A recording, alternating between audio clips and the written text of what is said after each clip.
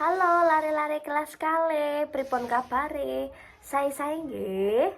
Ya, tetap semangat walaupun belajarnya di rumah saja.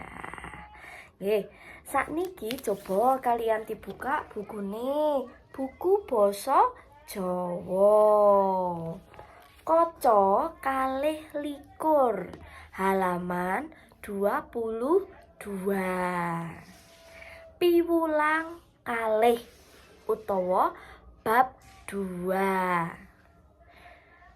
Sakniki lare-lare badhe sinau tembang dolanan. Tembang dolanan kuwi napa nggih? Nah, yo rungokke tembang niki.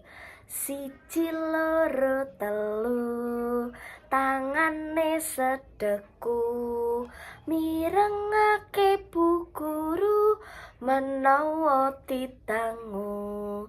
Papat nuli limo, lungguhe sing tata, aja padha sembrono, mundhak ora bisa.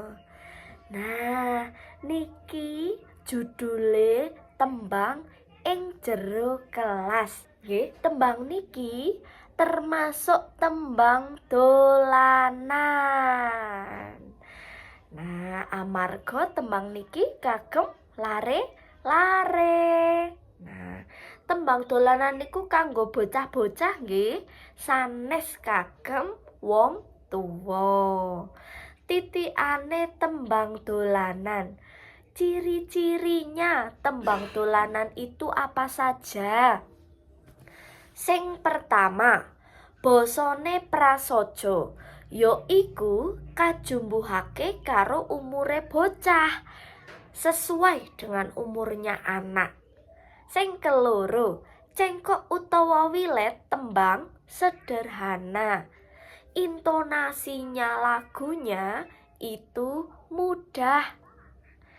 Kemudian cacahe gatra utawa larian winates sithik. Baris setiap lagunya itu sedikit supaya lebih mudah dihafalkan dan dimengerti oleh anak-anak. Rasane tembang kuwi seneng. Nah, kuwi titikane tembang dolanan marai seneng.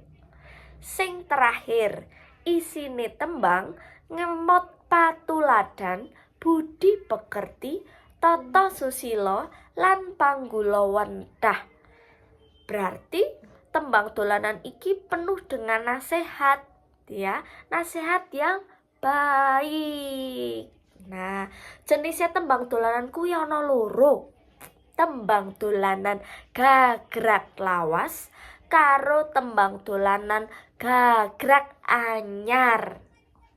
Nek gagrak lawas kuwi contone cublak-cublak suweng, suwenge tinggal lenter, mambu ketundung kutel, pak empong lera-leri, sopong guyu ndelikake sir, sir pong delik kopong sir, sir pong delik kopong. Ya, kuwi ana contone ning buku LKS Basa Jawa kaca 23 halaman 23.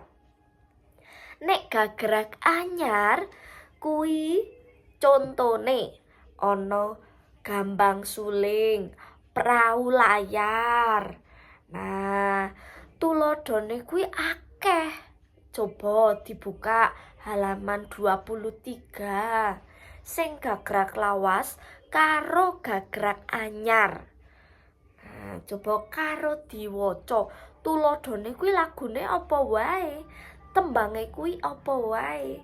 Nah, bar kuwi garapen tugas sing Miss Resi badhe paringi nggih wonten Google Form setelah ini, ya. Oke. Selamat belajar. Tuhan Yesus memberkati.